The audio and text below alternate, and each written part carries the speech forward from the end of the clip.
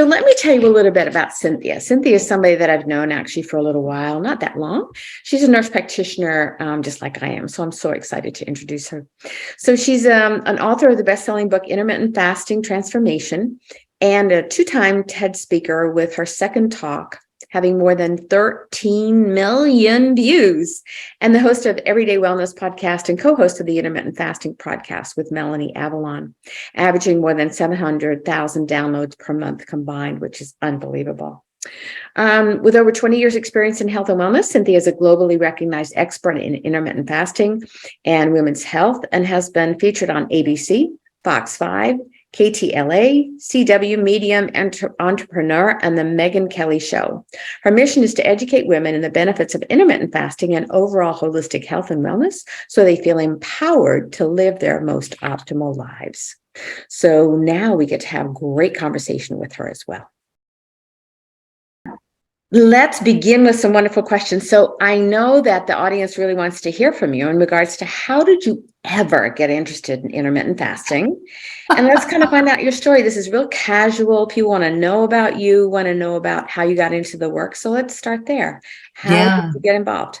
Well, I think it's the beauty of the N of one. You know, I was the typical perimenopausal clinician that was not adequately counseled on what was going to happen in reverse puberty. And so, like so many women, you know, I'd been doing all the right things, exercise, you know, eating the right foods. And then I hit a wall because I had a super stressful job in cardiology as an NP. You did super intense exercise. I was probably too low carb. And I hit that wall, not enough sleep, husband traveled a lot, young kids.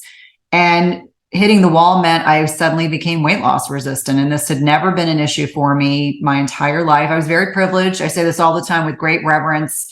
I was very privileged that I'd never experienced that before. But in figuring out what was going on with my body, I came to intermittent fasting with a desire and a curiosity to see if maybe this was going to help me change my body composition. Maybe I was going to lose the weight I had, unintentionally gained in my early 40s. And so initially it was the beauty of the N of one. I didn't instantaneously lose weight, but I did feel better. I had more energy. I started sleeping better. I had better cognition.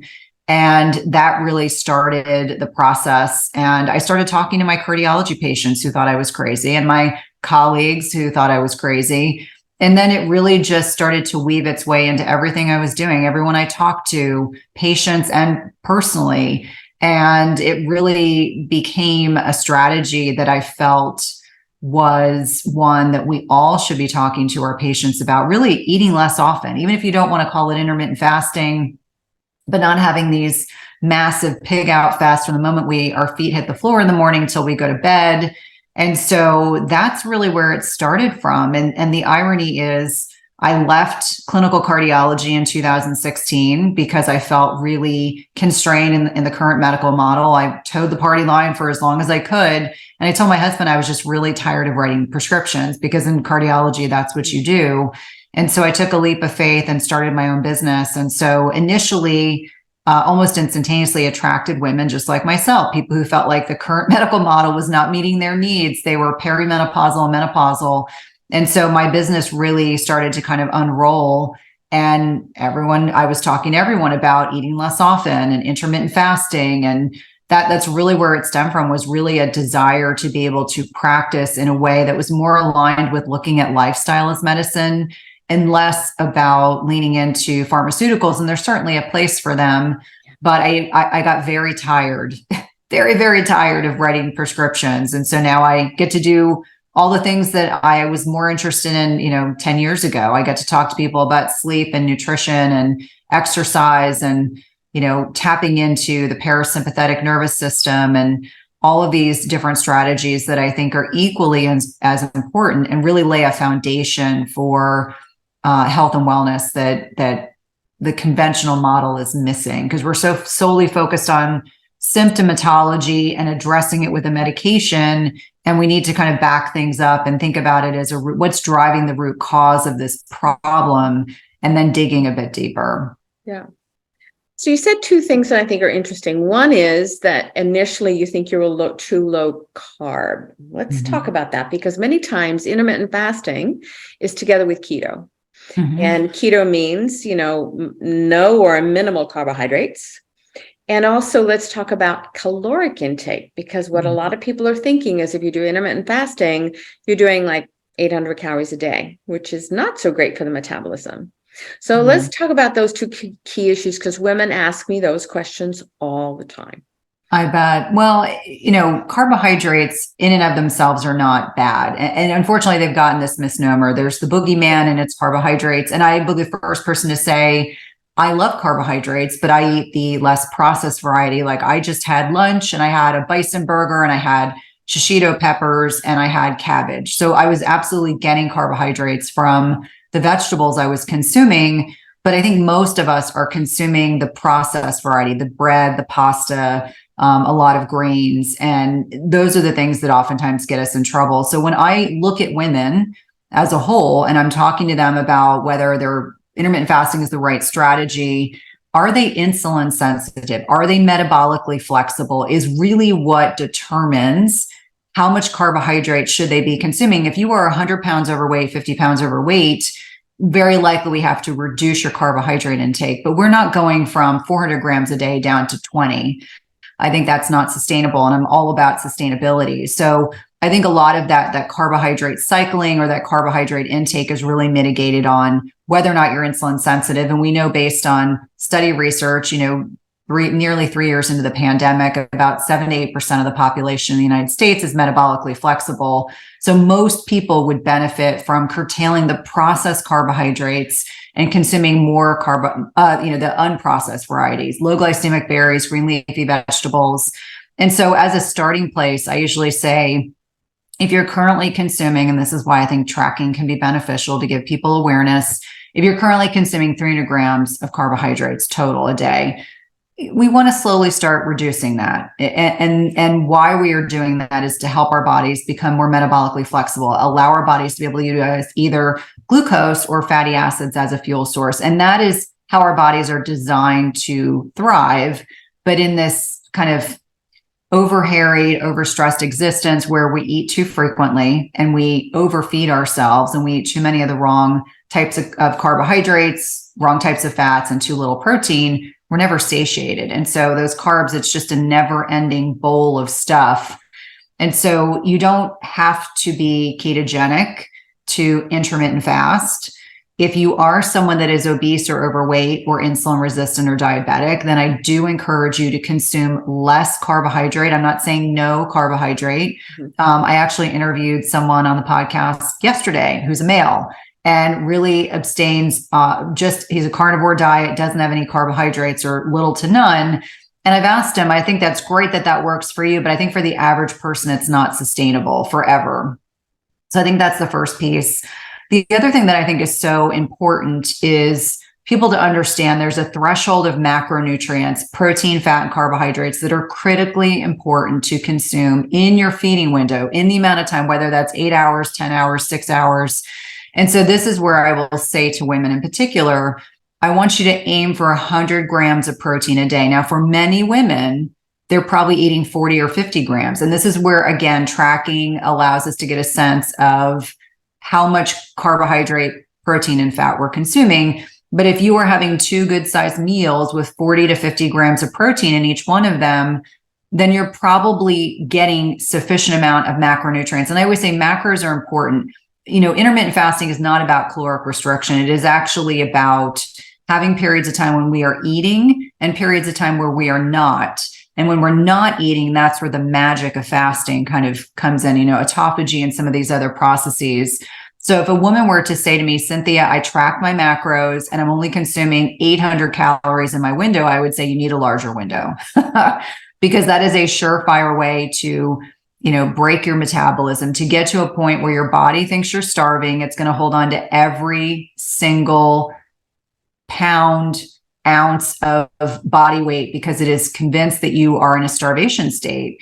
And that's an important distinction. So when people start counting their macros and they realize like they're really not eating enough food, Then we find ways to slowly start increasing their protein intake day to day to day, and monitoring how they're feeling, monitoring their blood sugar. Like, I love glucometers. I like continuous glucose monitors.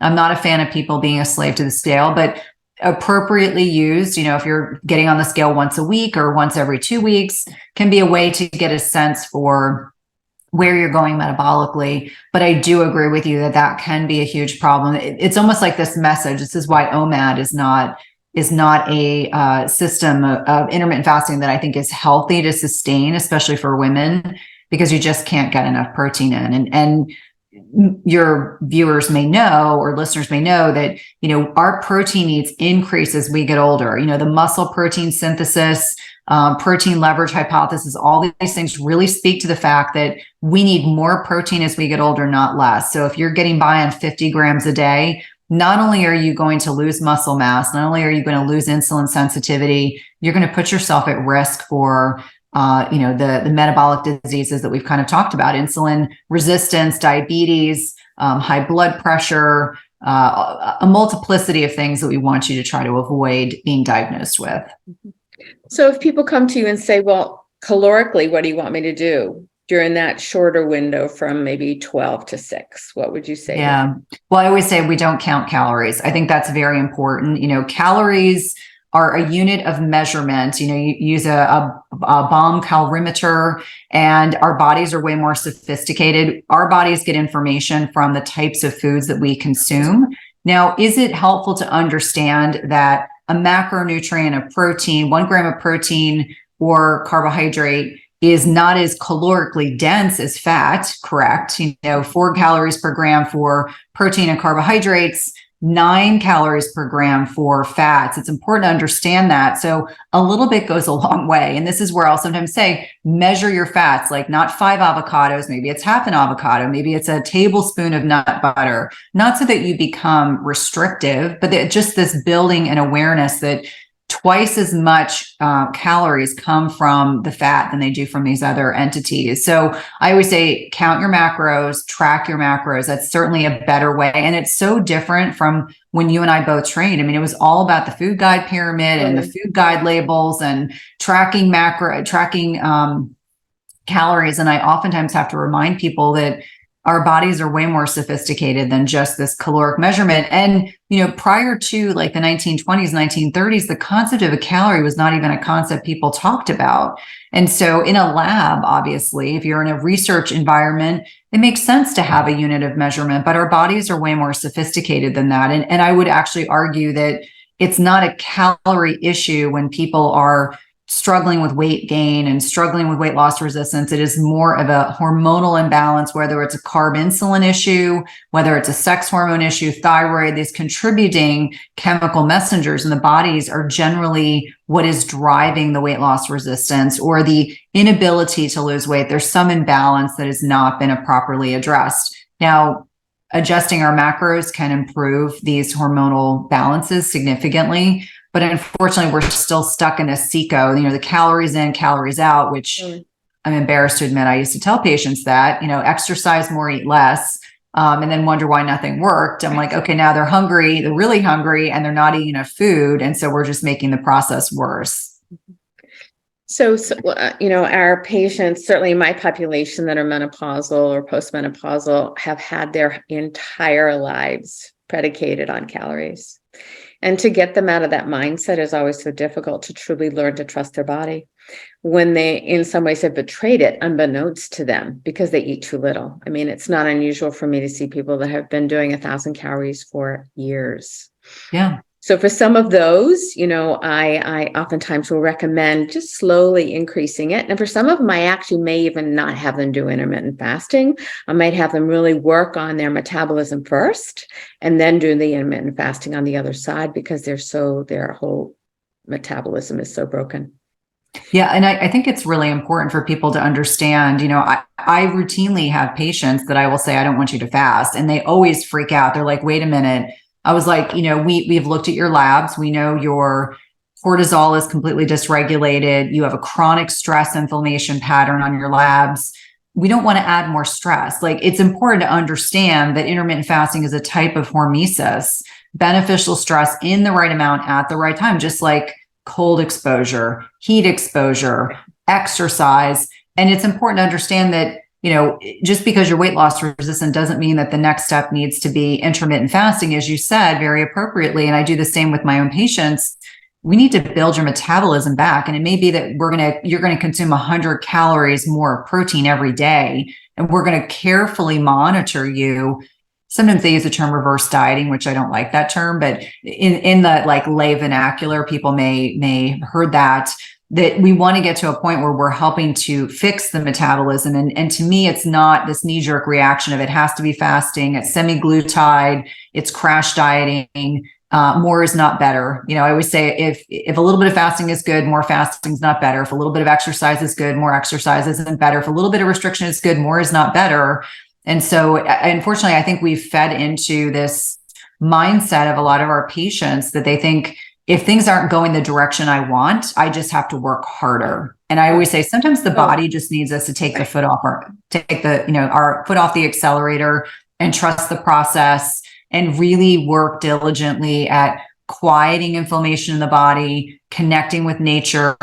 Back when I was mentioning in my early 40s, when I hit the wall of perimenopause, I went from doing very hardcore CrossFit type classes to walking.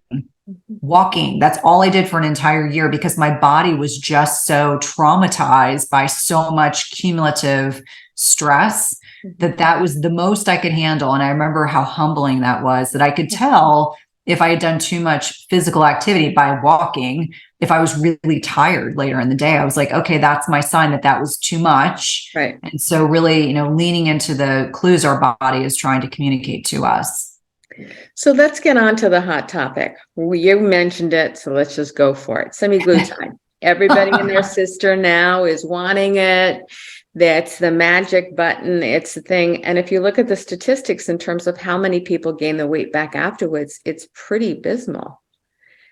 But everybody's going for it, and you can't get prescriptions anywhere. They're on wait lists. So now compounding it. What are your thoughts on all that?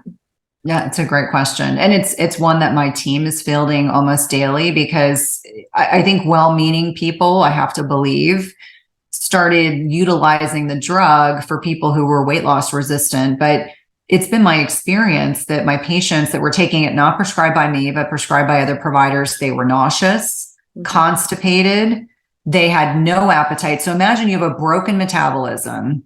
You were intermittent fasting, you had this very tight feeding window, and then you add in semaglutide, and now they don't want to eat at all. And now I see a lot of biohackers that are microdosing it, like, oh, this is part of their stack that they use every other week to kind of curtail their appetite. And so I think anything that's not sustainable, it's not beneficial. And I really think if there's someone who has 40, 50 plus pounds to lose, and they're craving and they're not fueling their bodies, this is not a sustainable strategy. And I get concerned that, much like you and I, were prescribing during the time of fen-phen, and, you just start to think about these magic weight loss drugs that have a slew of side effects. And it was interesting, in one of my groups the other day, this question came up. And so I answered honestly.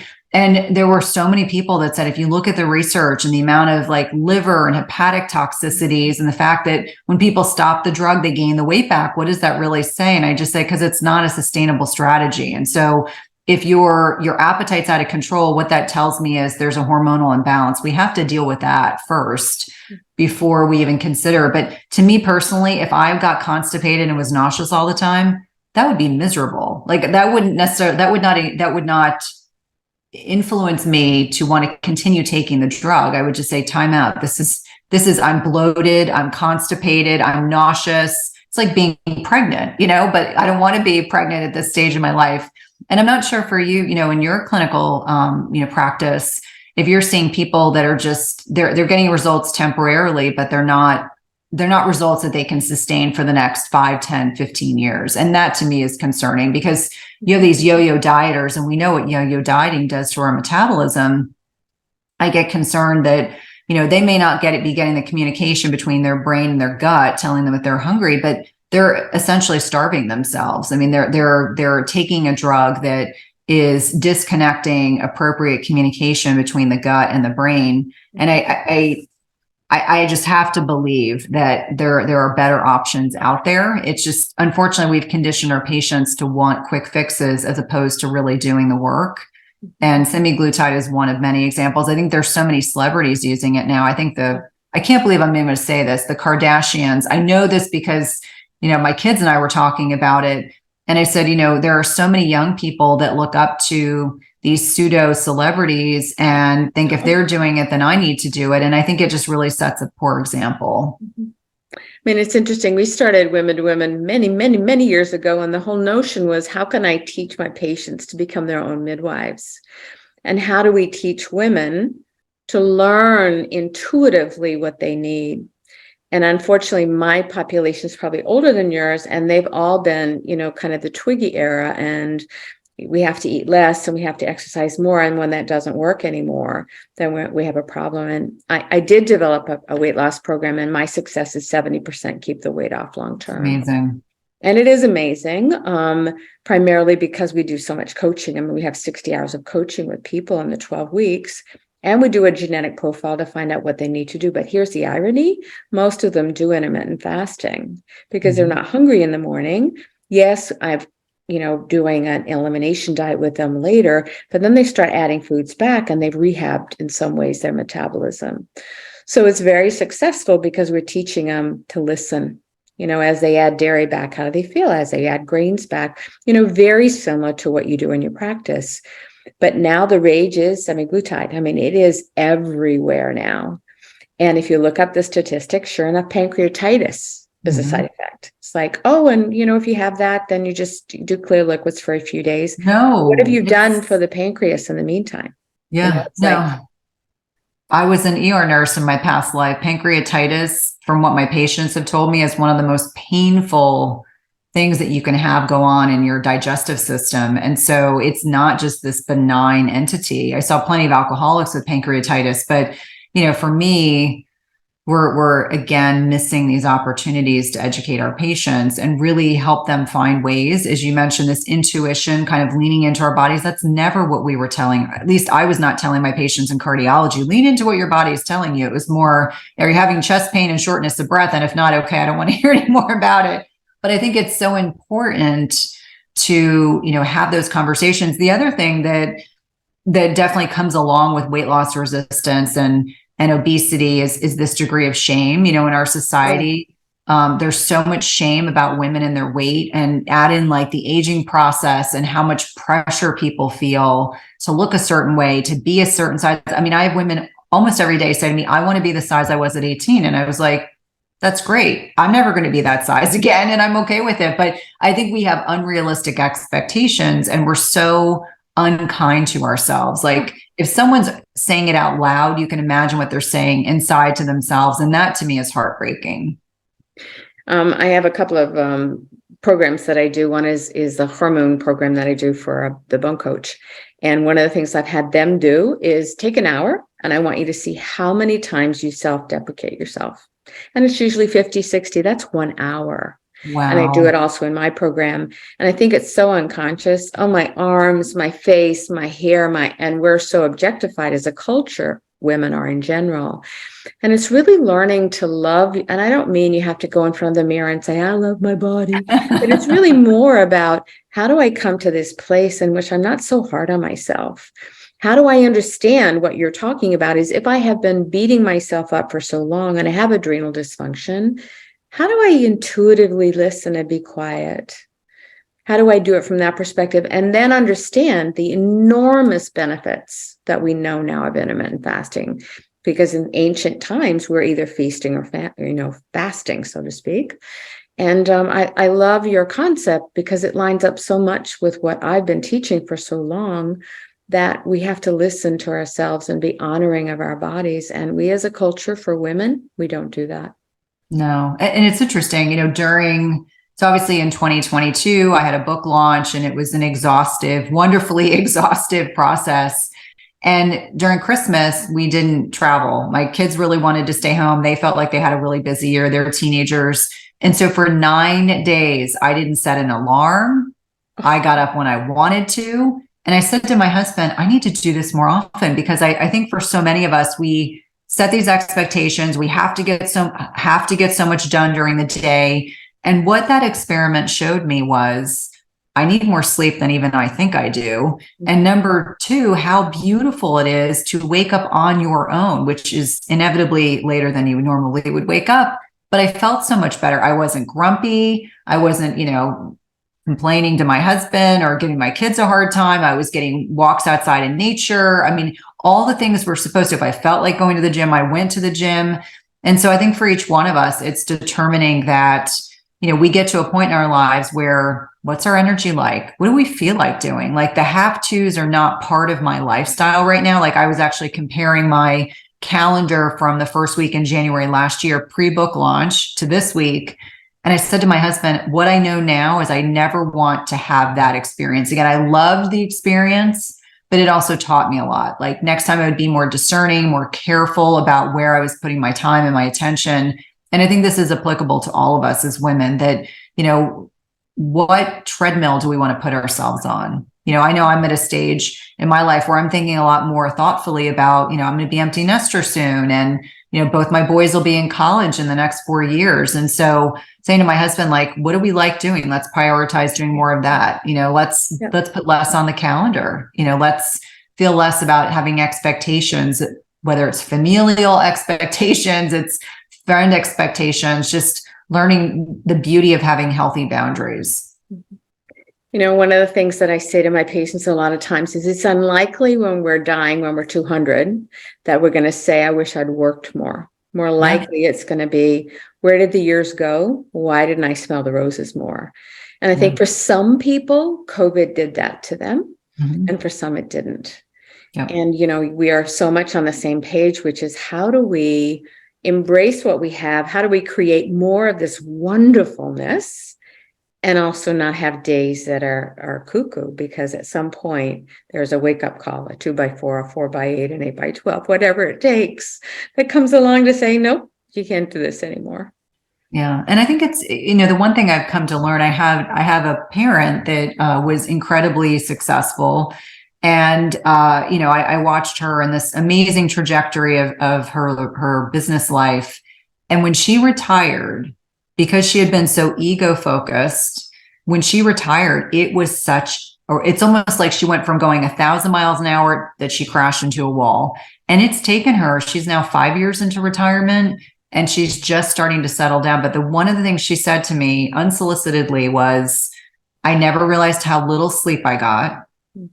And all the weight she had been complaining that was stuck on her for years, that she complained about, it was weight that bothered her. She lost 20 pounds when she retired. And I said, that is the impact of chronic stress. Right. And so for her, she said more than once, I don't believe in having regrets, but I do regret that I didn't slow down and savor more. And so for me, that has been, very eye-opening to watch my parent go through that, but also understand that I don't want that to be my trajectory of my life. Like I want to ensure that my kids actually we spend time together, we take trips together, we prioritize the relationships and the friendships, like mine with yours, that we want to, really leaning into things that make us happy and people that make us feel good, and letting go of things that don't. I think a lot of us feel a strong sense of obligation. I always say I was raised Roman Catholic, and that kind of guilt part of my upbringing has taken a long time to unravel. And so I say now that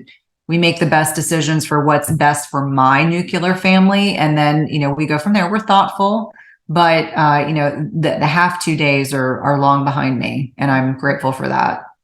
Amen. Absolutely.